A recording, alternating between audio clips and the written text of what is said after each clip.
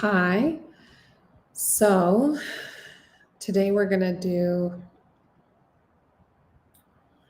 and I'll get this going. Let's see, here it is. So today's week 5 in this series, the 8 realms of employee wellness, autonomy, and leadership style. So this is a topic that I'm going to share some personal stories from my own life about today. So let's start with body scan.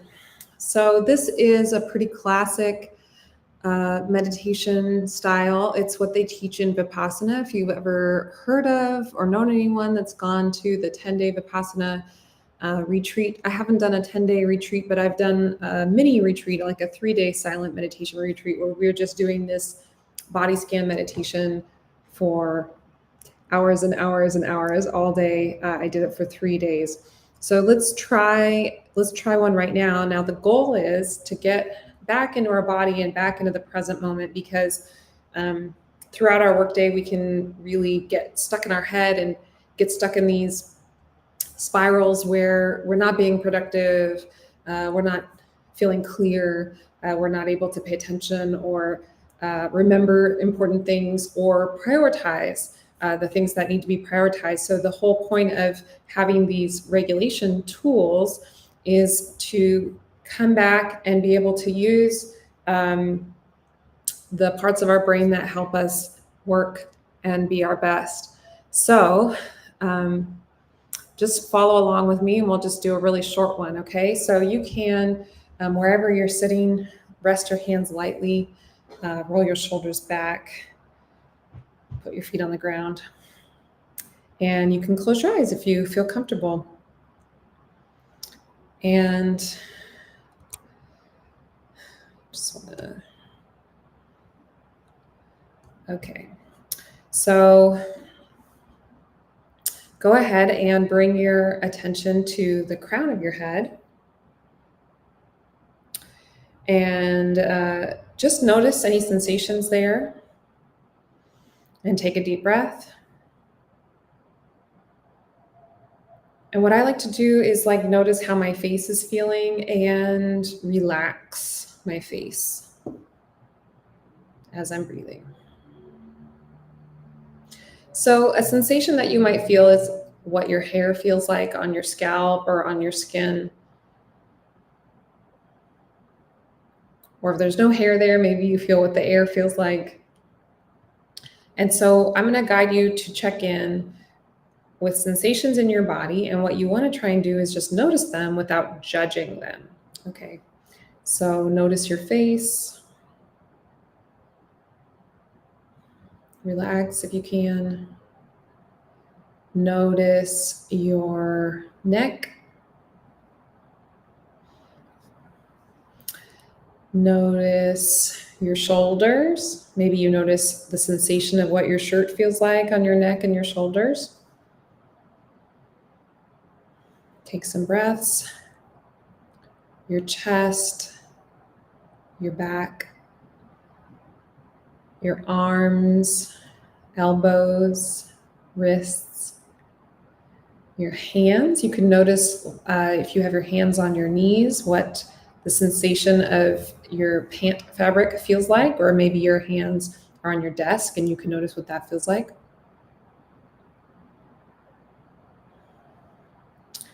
Bring your awareness to your core, your lower back, your pelvic area. Maybe notice what it feels like to be sitting. Your upper legs, your knees, your lower legs, and your ankles, and your feet. Take a few breaths and notice any sensations.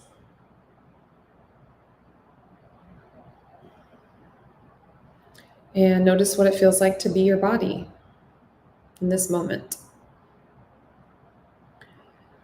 And if you were at a retreat, you would then just bring your awareness back up to the crown of your head and then back down to your feet and back up to the crown of your head and back down to your feet over and over and over. And it's really nice. It works really well. I think ideally, having a daily meditation practice, like doing this every morning and evening, is going to get us really good results in terms of feeling mindful and feeling present. And of course, the focus today is about work, being our best selves at work. And of course, this practice would help with that.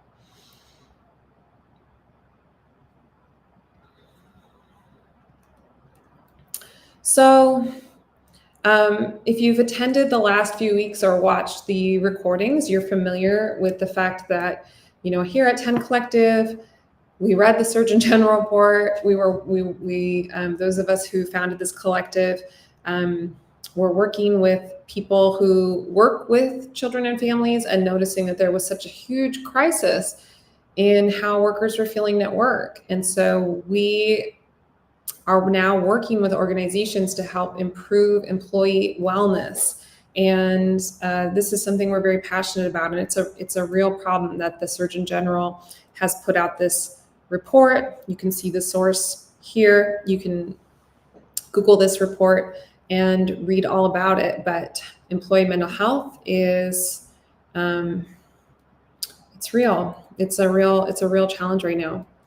So you can go to our website, 10-collective.com, and download our employee wellness self-assessment tool.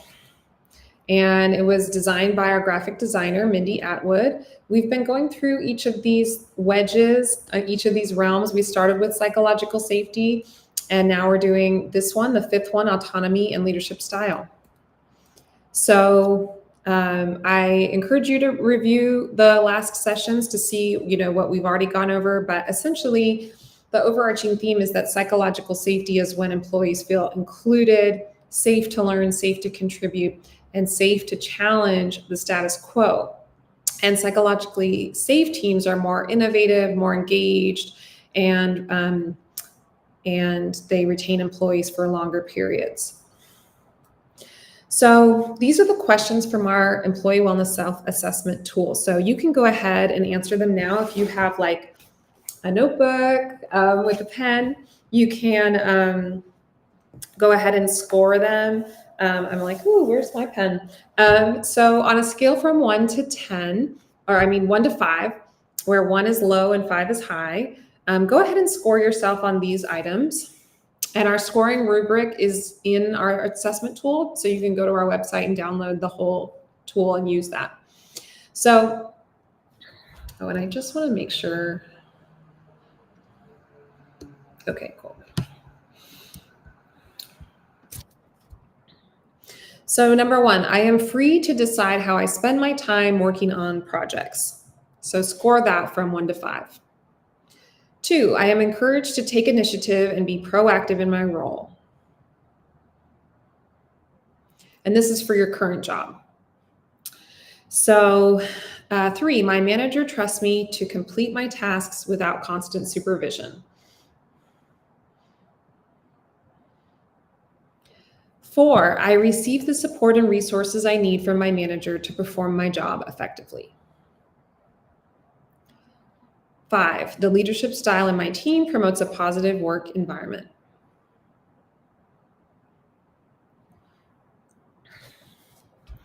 And so you can add up your score and then compare it to the rubric on our tool, which is on our website.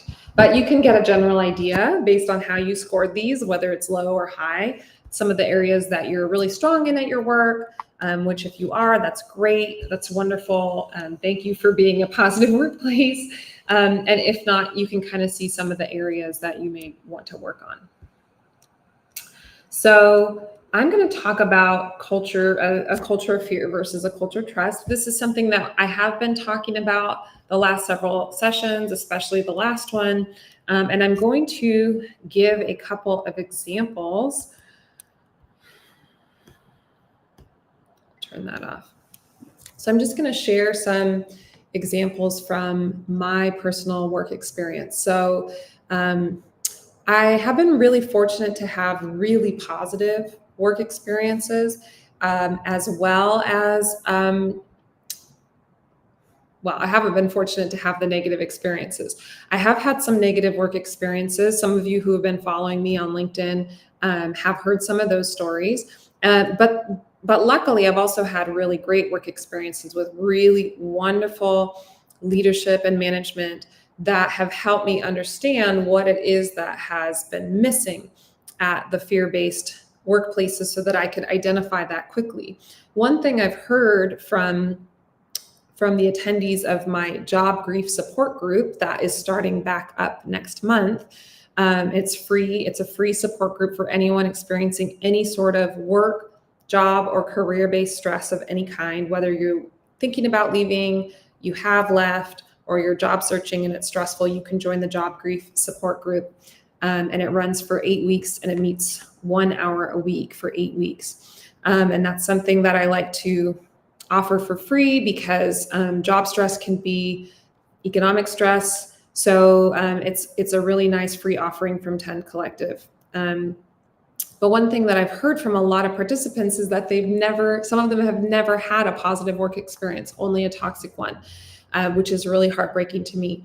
So I have an example of a time when it was a really trust-based work experience. This was a significant job that I got a couple years after graduating from my undergrad degree at Berkeley. So a few years after that, I got hired to manage a nonprofit. So I was the highest employee at this nonprofit, and it was a small budget.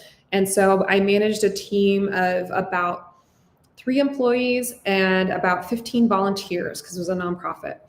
And this was a considerable responsibility for me. I was in my mid-20s. But ultimately, it was a really positive experience for me and for the organization as a result of the trust that I was given and the autonomy.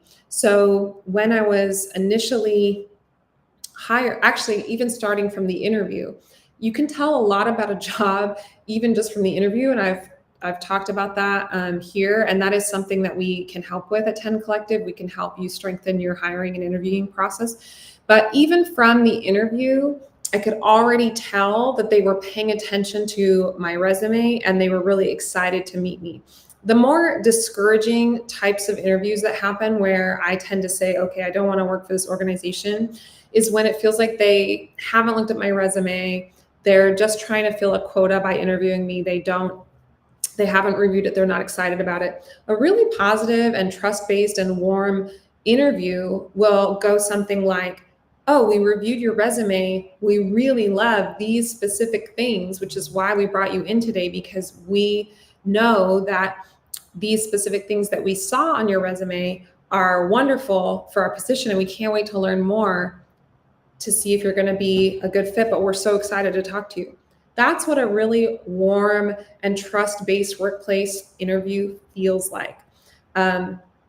The fear-based workplaces where you may have someone at the top who is a micromanager or very controlling or very aloof or very narcissistic, they may not really know why they're hiring. They may just need to spend some of their budget money. They're not that interested in who you are. They're more interested in how you will help their ego. And you'll feel that in the interview. You'll kind of be like really confused. Like, did you even read it? Like, why did you interpret it that way? But that doesn't match the job description. Like, you'll feel really confused.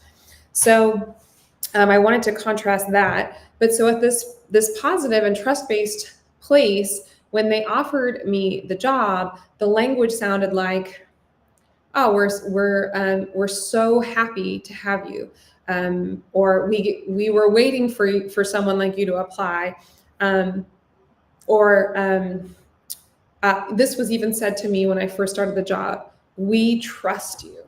That was said to me out loud. "We trust you," and I really felt that throughout the role, which I think is what has inspired me to start 10 Collective, because I know I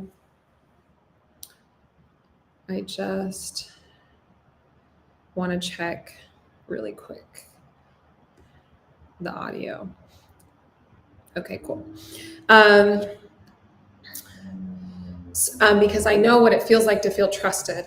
And so they said, we trust you. Here are the keys. I was given a really robust training program from the outgoing manager. So I got all the tools that I needed.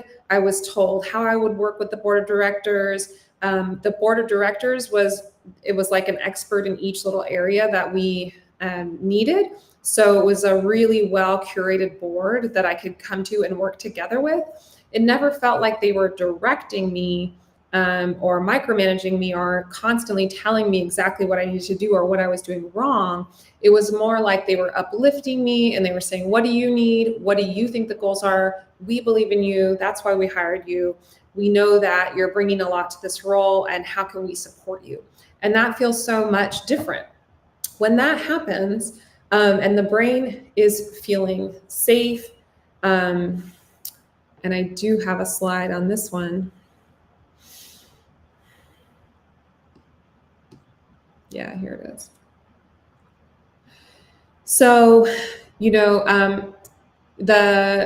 you've seen us do the hand model. So when the limbic brain feels safe on the inside, then the cortex can be free to do all of its rational decision making and be creative and work together well with others. This is something we talk about again and again.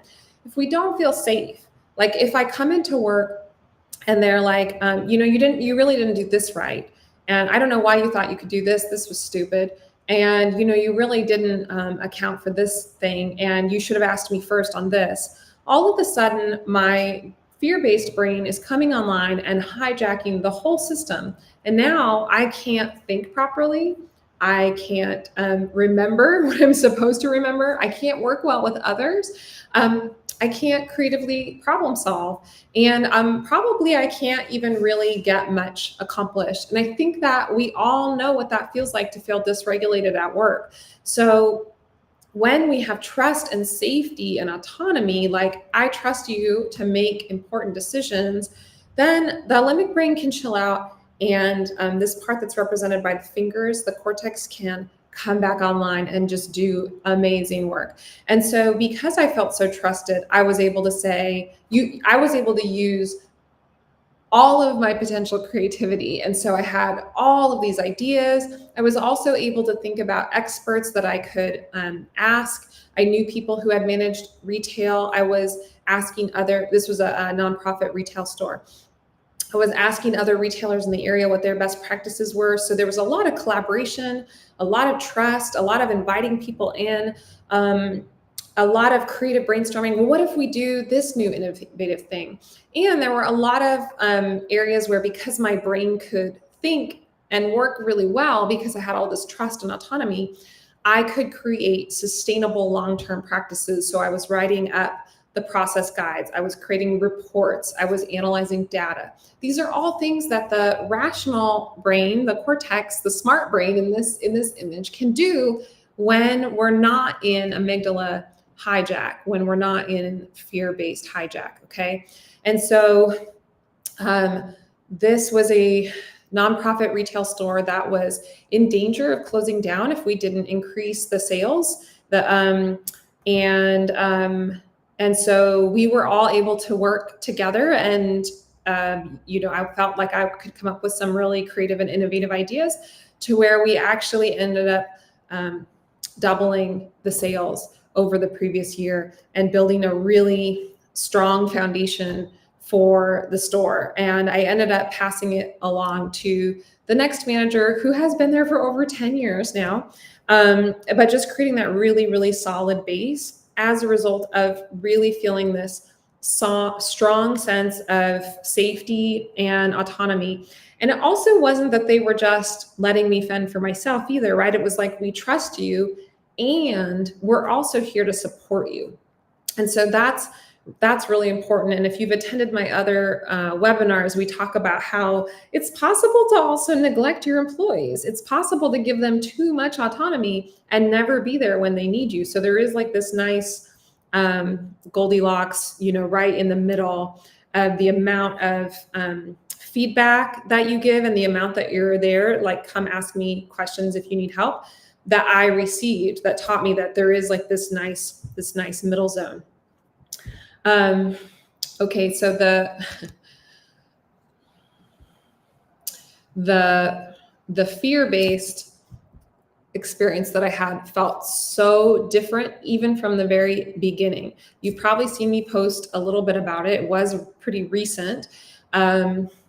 Probably should not have taken the job based on early hints. So even in the interview process, I could already feel my nervous system on edge based on even how so like even from the minute that they were scheduling the interview with me, they were not giving me all the information that I needed. For example, who is going to be on the call? Who am I talking to? Who's on the panel? You need to know their names. You need to know their roles. You need to know why they're on the panel. And preferably you need to know what they're going to be asking you. And all of these things will help settle your nervous system so that you feel safe. If you're not getting these safety cues in the interview, you're probably not going to have safety in the role. Okay. So this was already happening when I interviewed for the role. Then the interview felt chaotic. There were panelists on the call that I didn't know who they were. There were panelists on the call that after I accepted the role, I never saw them again. And I still to this day do not know who they were or why they were on that call. And so that can be like this really sort of random and chaotic energy that signifies that there may be a leader at the top who has some sort of personality disorder or fear and control-based leadership, which is going to create the opposite of everything I just told you, right? So then we have amygdala hijack, where we can't use all of the, the cortex, all of the really good thinking, the smart brain. We can't use it because it's just constant fear, urgency, and chaos. And so that was my experience in this role. And I would say that the leader in charge did have narcissistic personality disorder. I know some people don't like to diagnose others. I think it's really important to say, you know what, this is what I'm noticing, and it fits this categorization so that I know what I'm dealing with. And when you do have someone with a severe personality disorder, it's really important to get out as quickly as you can, because that fear and stress is going to have a ripple effect throughout your whole life. Your family is going to notice it. You're going to be less patient with your the people that you may live with, your family, your kids, your roommates.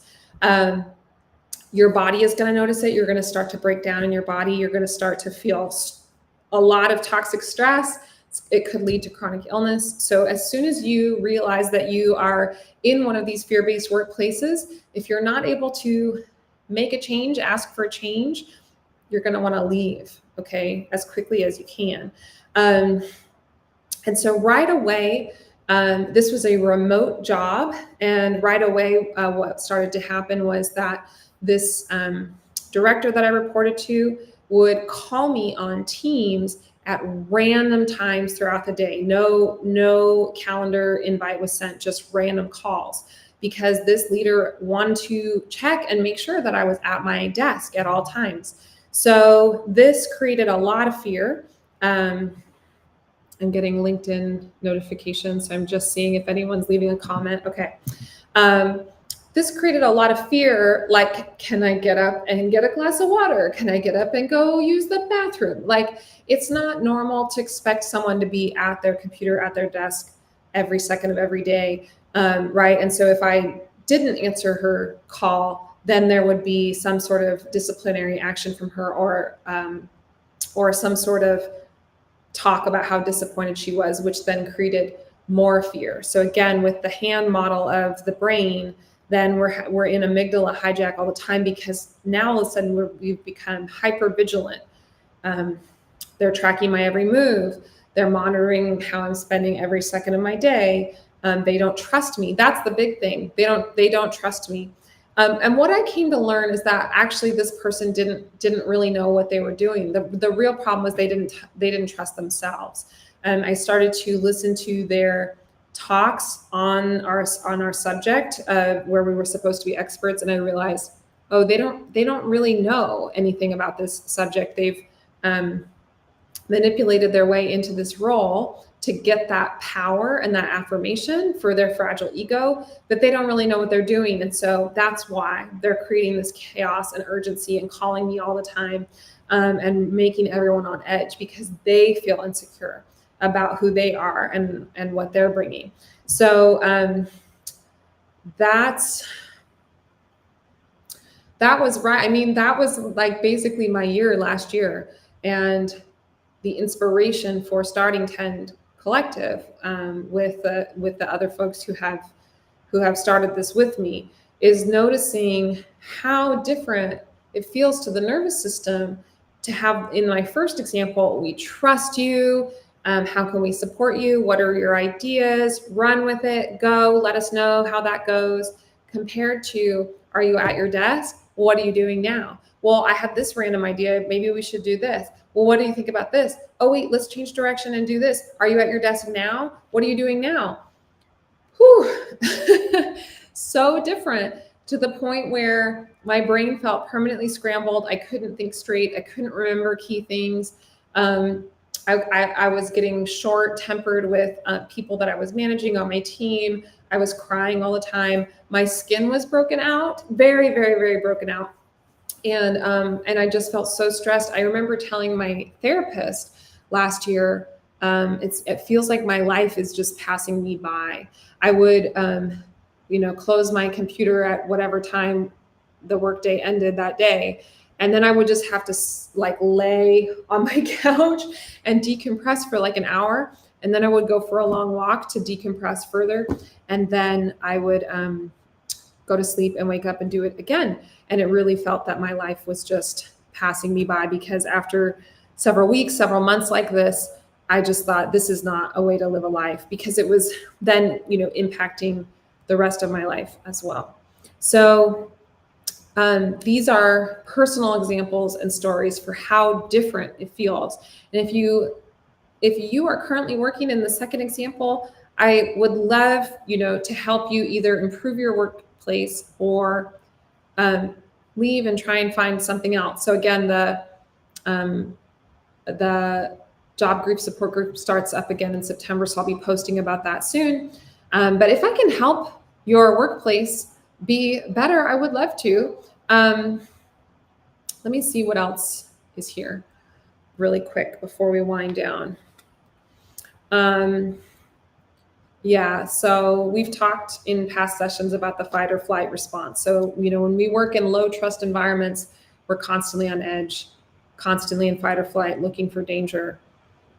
And the problem is, I talked about this last time, is that, and especially if you work in a social services or public health field or trauma field, is that you're actually, people then are attracted to come work in the field because they may have unhealed trauma. This is what I found, because I haven't always worked in this field. And now that I've been working in this field for 5 years, I'm noticing that it's like some of the most traumatized people that I've ever met work in this field because they're drawn to it, right? So our unconscious and our trauma wants to be seen, even if we won't recognize it. And so the further that we've pushed our trauma down, the more it pops up in these sideways ways, okay? Like we've all met someone who's passive aggressive, meaning instead of bringing up something that they're really mad with you about, they let their anger come out sideways, okay? And so the unconscious wants to be seen. And so people with a lot of trauma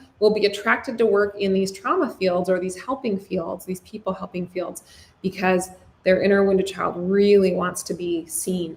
So you're going to encounter childhood trauma, like really high levels, and personality disorders a lot in these types of fields. So if you're kind of like, am I crazy, or does it seem like everyone's crazy? No, everyone is. And so you're seeing wounded people come in with control issues, personality disorders, unhealed trauma, the inability to self-regulate, causing a lot of stress. And then that's creating a chronically unsafe work environment that will then be re-traumatizing employees or creating an environment with toxic levels of stress. So we recommend doing an organizational assessment. If there are fear-based leaders, you have to get them help or let them go. You really must. And here at 10 Collective, we really believe strongly that you need to coach your manager. So I am a coach at 10 Collective. I've worked with many managers to help them set up a trust-based work environment. It's something I really love doing because all of these things can be learned, and we can also look at the barriers. So it's like, well, I'm having difficulties managing with a lot of trust. Okay, well, why is that? What did you experience in your life or your childhood that's creating these barriers? I mean, it's hard to help someone that has a really severe personality disorder. That can't really help with, because that creates a really big block for self-awareness. But if it's just a skills deficit, someone who just doesn't quite have all of the skills or just has a few barriers that we need to look at, that's so doable. Most of these skills are completely learnable. Okay, especially what I call attuned management. So being able to recognize how your employees feel and using that attunement to create trusting relationships on your team. So there's a really high cost of doing nothing. I've said this a lot of times, okay? Not just for like your turnover and losing money with turnover, but also with the populations that you serve. They don't like to see this high turnover either. And you're lowering the trust with the people that you serve by constantly having new caseworkers all the time. Work stress is the 5th leading cause of death in the United States. I know, we're not surprised, huh? So ask your organization if you can work with a coach, and think about hiring 10 Collective. It's an investment in you and your organization, because you're going to learn the leadership skills that you need to let your employees work with autonomy. And that's going to be an investment in your organization. They're going to stay longer. You're going to stay longer. You're going to help the organization grow and thrive. You're going to be more creative and do your best work. And then the organization is all of a sudden going to have this whole team of people who work really well together and have great leadership skills. So you can use our tool to do an assessment. Feel free to use it to do a free assessment. We do training programs, and this is like a medium cost. We've been told that our rates are very reasonable. So please reach out and ask. We're happy to train your employees and managers.